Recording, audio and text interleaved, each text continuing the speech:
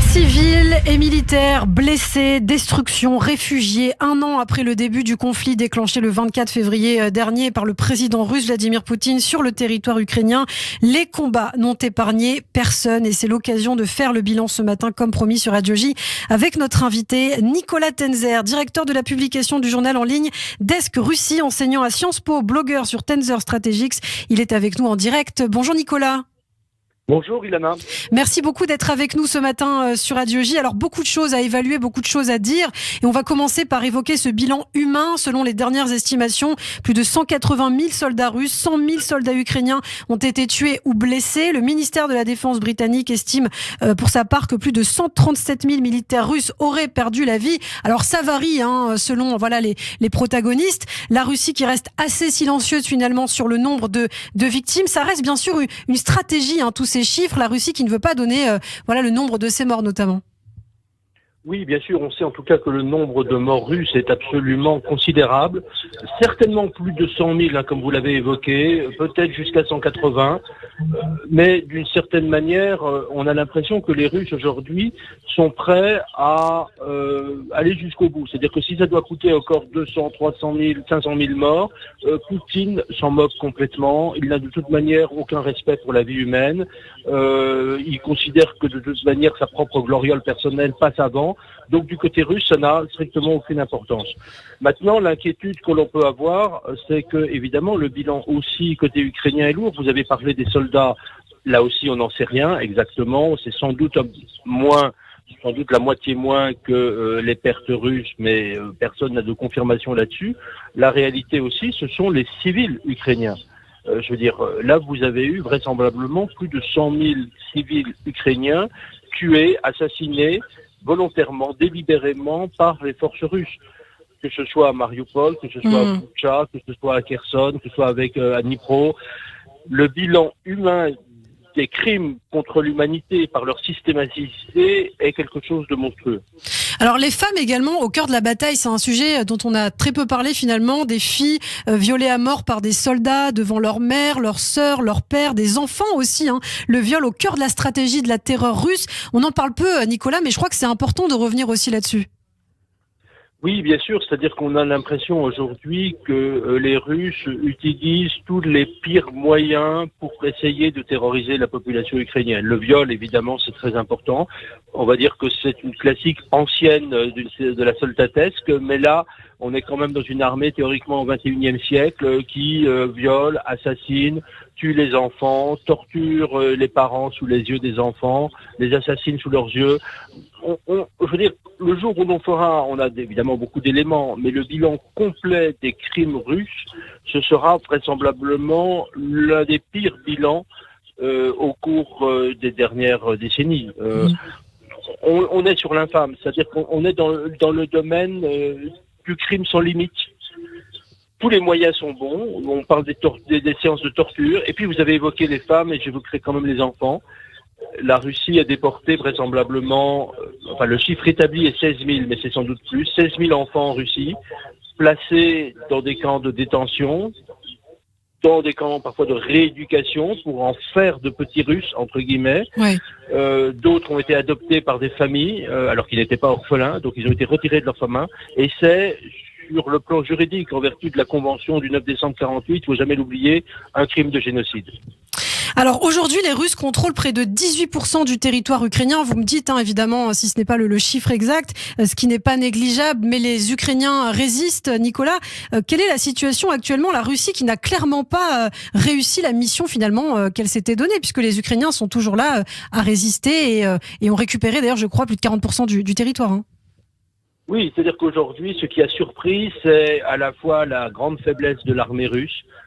Tout le monde disait, y compris des experts tout à fait sérieux, qu'elle s'était modernisée au cours des dernières années.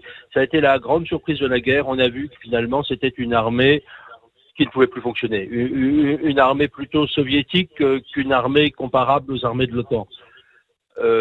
C'est une armée qui n'est pas capable aujourd'hui, ça on le sait, même avec de nouvelles offensives, même avec une mobilisation nouvelle de 300 000 hommes que Poutine veut utiliser comme chair à canon, de reconquérir l'ensemble de l'Ukraine et d'atteindre les objectifs initiaux, qui étaient, on s'en souvient, contrôler Kiev, mettre à la place du président Zelensky un président fantoche.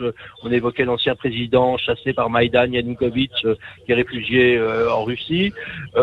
Et ça, voilà. Et en revanche, on a vu une armée ukrainienne extraordinairement intelligente, mobile, stratégiquement capable, décentralisée, voilà, et qui était capable d'infliger des coups finalement terribles, des pertes terribles à l'armée russe. Et ça a été l'extraordinaire surprise. Et puis on a vu la résistance de tout un peuple, qu'ils soient ukrainophones ou russophones, que ce soit les gens du Donbass, que ce soit les gens de l'ouest de l'Ukraine, etc., tous ont résisté. Une nation vraiment s'est montrée à l'œuvre, une nation résistante. C'était la grande guerre patriotique ukrainienne, et pas la russe, d'une certaine manière, que l'on a vu.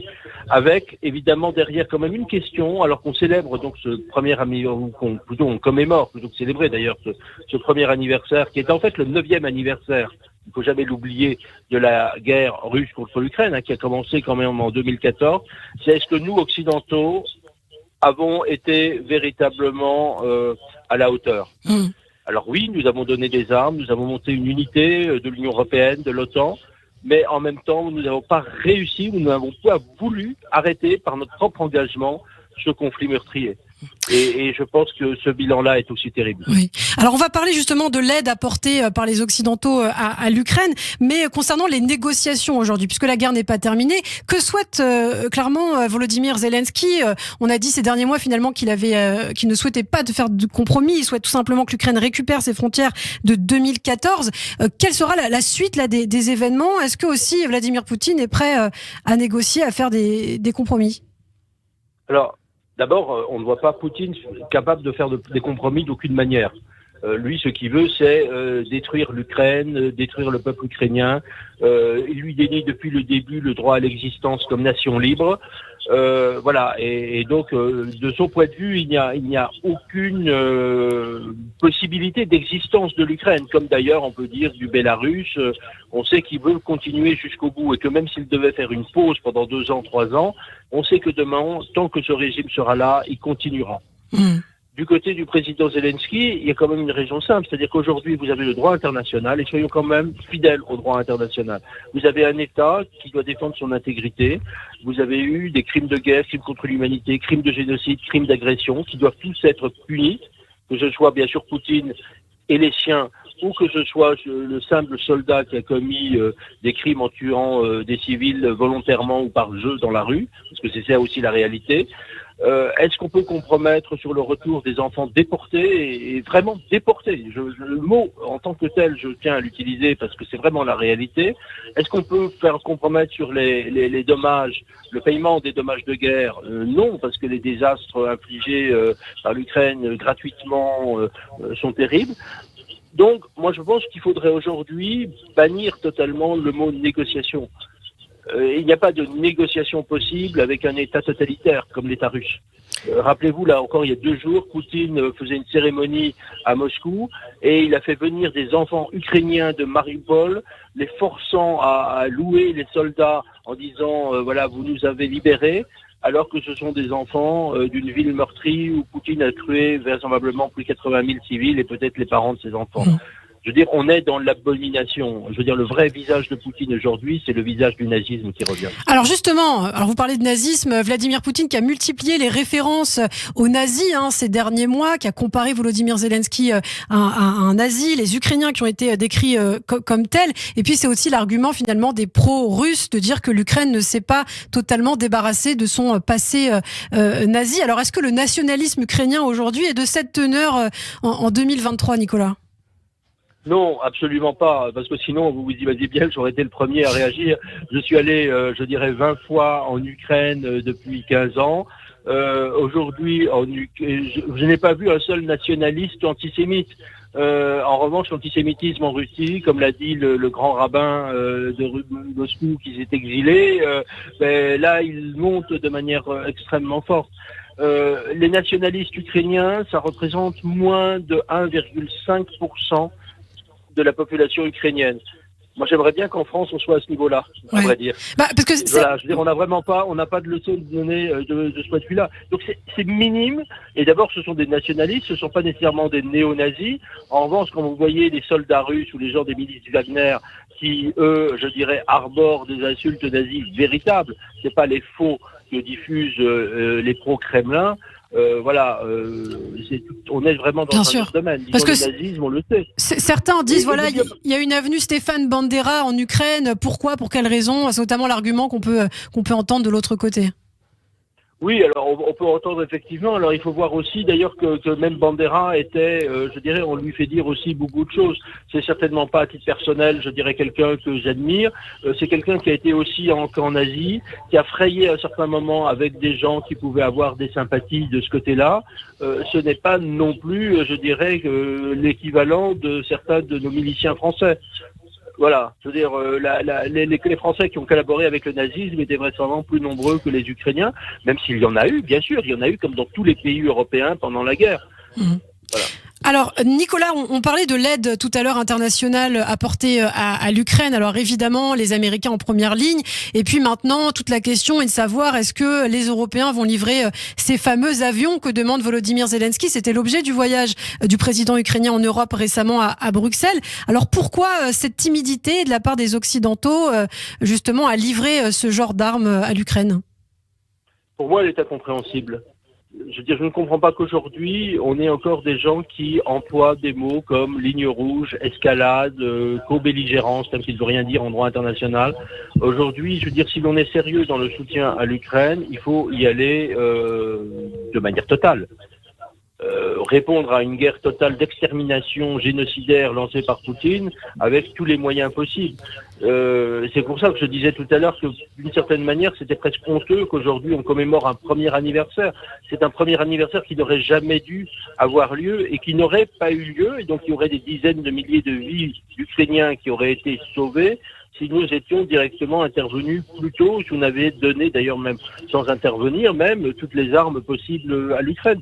Donc ça, c'est la réalité de ce conflit. Je pense qu'on y viendra. Je pense que malgré tout, je suis relativement optimiste que les avions, en fait, on commence déjà à plus ou moins entraîner un certain nombre de pilotes, c'est bien. Il y a beaucoup de déploiements techniques que je ne vais peut-être pas développer maintenant, notamment sur la maintenance des avions, des systèmes d'armes embarqués, des protections des bases aériennes. Mais on y viendra et trop tard peut-être, mais enfin... On y viendra. Alors, un dernier point, Nicolas, rapidement, il nous reste très peu de temps. L'État d'Israël aussi, bien sûr, on s'y intéresse, qui affiche également plus fermement son soutien aux Ukrainiens. Le chef de la diplomatie israélienne, Eli Cohen, s'est rendu à Kiev la semaine dernière. Une première pour un ministre israélien, d'ailleurs, depuis l'invasion du pays par la Russie. Mais Israël qui refuse toujours de livrer aussi des armes, et en particulier son fameux système de défense anti-aérien du dôme de fer. Alors, est-ce que là, vous trouvez que c'est compréhensible de la part d'Israël, ou vous les mettez aussi dans le même panier, entre guillemets, que les Occidentaux? Vous ne comprenez pas pourquoi Israël n'aide pas l'Ukraine? Moi, je ne comprends pas. Je l'ai déjà dit d'ailleurs sur votre radio.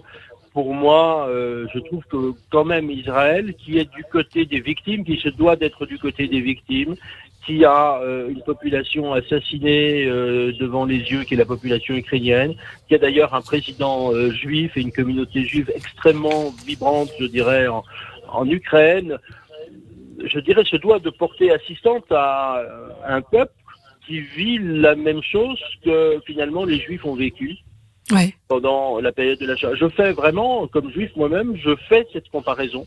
Mais les Israéliens qui prendraient le risque aussi que la Russie ne les laisse plus cibler des cibles en Iran, par exemple. Mais là, c'est une politique de gribouille, parce que je dirais c'est très bien aujourd'hui, mais à long terme, on sait que si la Russie est renforcée, l'Iran sera renforcé et la menace, même pour Israël, sera renforcée. L'idée de disjoindre, si vous voulez, la Russie et l'Iran encore plus à long terme, au-delà de ces frappes ponctuelles sur le territoire syrien, à mon avis, c'est une idiotie. Ça ne tient pas debout stratégiquement. Donc, ayons plutôt la vision de long terme. Et on sait malheureusement qu'il y a peut-être d'autres raisons qui ont poussé à la retenue de ce point de vue-là les gouvernements israéliens, c'est-à-dire une raison de politique intérieure. Mais celle-là, je ne veux pas en entendre parler. Eh bien, on suivra en tout cas tous ces développements. Merci beaucoup, Nicolas Tenzer, d'avoir été avec nous ce matin sur Radio J, bien sûr spécialiste de la Russie. Et on vous retrouve, bien sûr, quand vous le souhaitez sur cette antenne. À très bientôt. Merci.